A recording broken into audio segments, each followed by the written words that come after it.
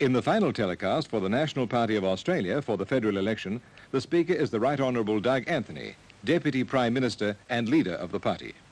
Good evening.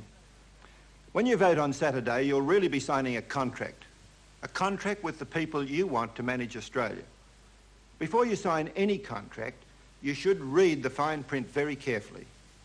This isn't just a contract with Malcolm Fraser or Bob Hawke.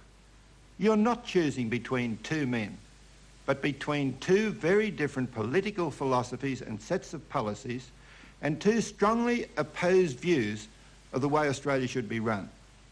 On one side, there'd be a partnership between the Labor Party and the union movement on terms set out in this agreement. I wish every one of you could read the fine print in this. You'd see that it's an agreement to change the way Australia is managed, with trade union leaders having more power than anyone ever thought possible in a country like Australia.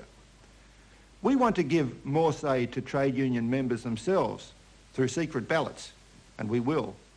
Working men and women don't like strikes and stoppages. Their families don't either. That's why we want to give them a bigger say. And then Labor's policies require very heavy spending of your money. That would be inflationary, because Labor would have to borrow heavily to pay for its spending, and that'd push up inflation and interest rates. In that way, your savings and income would be robbed of their value. And now, how do we see things, the Liberal and National parties?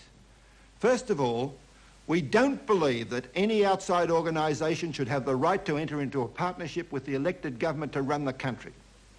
Only the government is elected, no one else. So that's one major difference to be considered.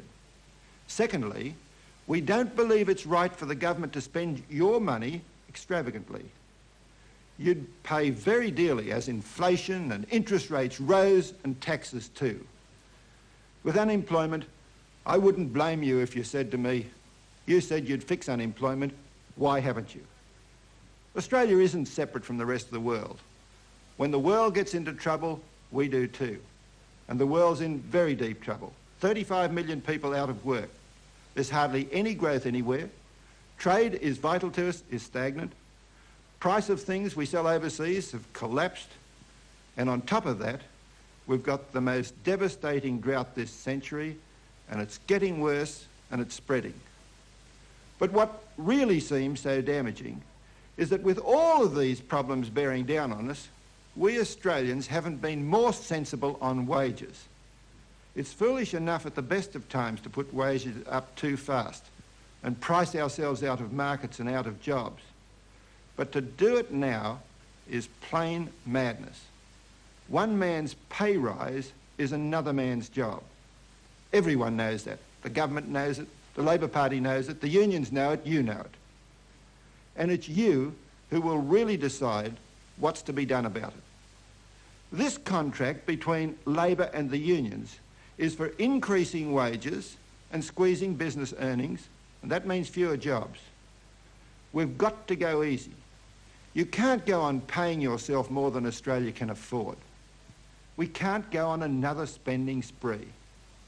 Let's put off the next pay rise for a while to help our mates who can't get a job or to keep them in a job. I know the idea of controlling prices sounds attractive, but control on prices just doesn't work. It's always failed, causing great problems. And when you think about it, it's not prices that's putting people out of work, it's wages. There are things we can do to help ourselves, and we've already begun a lot of them. Better roads, railways, water resources, forests, conservation, all creating jobs and making Australia a better place. And you know, that's what it all boils down to in the end. You're not just voting for Fraser or Hawke or Anthony, you're voting for Australia.